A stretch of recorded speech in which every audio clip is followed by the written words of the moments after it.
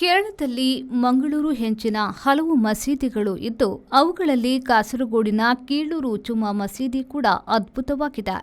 ಭಾರತದ ಮೊದಲ ಮಸೀದಿ ಕೇರಳದ ಕೊಡಂಗಲ್ಲೂರು ಎಂಬಲ್ಲಿದೆ. ಇದು ಚೇರ್ಮನ್ ಜುಮ್ಮಾ ಮಸೀದಿ. ಕ್ರಿಸ್ತ ಶಕ 629ರಲ್ಲಿ ಚೇರಮನ್ ಅರಸರ ಪರ ಮೊಹಮ್ಮದ್ ಪೈಗಂಬರ ಅವರ ನೇರ ಶಿಷ್ಯ ಮಾಲಿಕ್ ಬಿನ್ ದಿನಾರ ಕಟ್ಟಿಸಿದ್ದಾರೆ. ಈ ಚೇರಮನ್ ಅರಸುಕುಲ ತುಳುವರಿಗೂ ಮುಖ್ಯ. ಎರಡನೆಯ ರಾಣಿ ಅಬ್ಬಕ್ಕ ಪೋರ್ಚುಗೀಸರ ವಿರುದ್ಧ ಜಯ ಸಾಧಿಸುವಲ್ಲಿ ಈ ಚೇರಮನ್ ಅರಸುಕುಲ ನೆರವಾಗಿತ್ತು. ಭಾರತದ ಮೊದಲ 10 ಮಸೀದಿಗಳು ಕೇರಳದಲ್ಲೇ ಇವೆ. ಮೂಲದಲ್ಲಿ ಮರ ಮತ್ತು ಓಡಿನವು. ಮುಂದೆ ಇವೆಲ್ಲ ಮಂಗಳೂರು ಹೆಂಚಿನ ಮಾಡುಗಳದ್ದಾಗಿವೆ.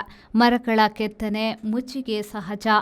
ಕಾಸರಗೋಡಿನ ಕೀಳೂರು ಜುಮ್ಮಾ ಮಸೀದಿ ರೈಲು ನಿಲ್ದಾಣ ರಸ್ತೆಯಲ್ಲಿ ತಾಯಲಂಗಾಡಿಯಲ್ಲಿ ಇದೆ. ಇದು ಕ್ರಿಸ್ತ ಶಕ 8ನೇ ಶತಮಾನದಲ್ಲಿ ಕಟ್ಟಿದ್ದು ಹಳೆಯ 10ರಲ್ಲಿ ಒಂದು ಎನ್ನಲಾಗಿದೆ. ಇದು ಕೂಡ ತನ್ನ ಹಳೆಯ ರೂಪವನ್ನೇ ಉಳಿಸಿಕೊಂಡಿರುವುದು ವಿಶೇಷ.